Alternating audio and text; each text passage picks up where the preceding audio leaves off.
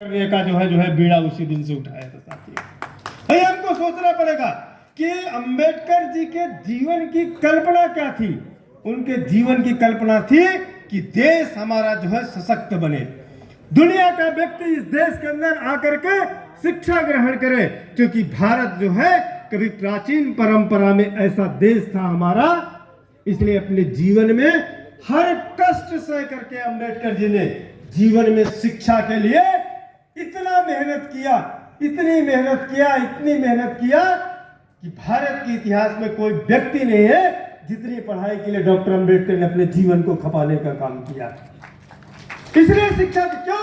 क्योंकि भारत में शिक्षा इस प्रकार की थी, भारत की शिक्षा पद्धति ऐसी थी कि जो दुनिया के भी देश के लोग भारत में पढ़ने के लिए आते थे।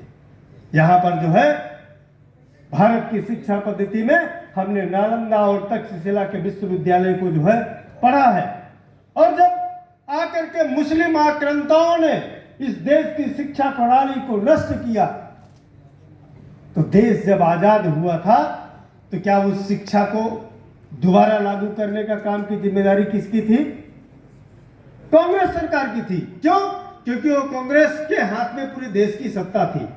वो ये नहीं चाहते थे कि देश का गरीब का बेटा भी जो है पढ़ लिख करके योग्य बने।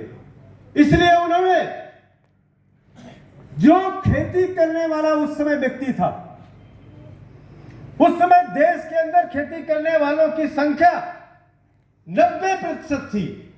यानी 90% जो हमारी जनसंख्या थी वो गांव में बसा करती थी, और गांव में बसा करती थी। इसलिए गांव के किसान समृद्ध होंगे तो जो है उनके बच्चे पढ़ाई लिखाई करेंगे।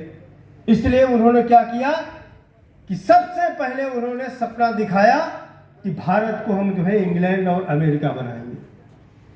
पहले भारत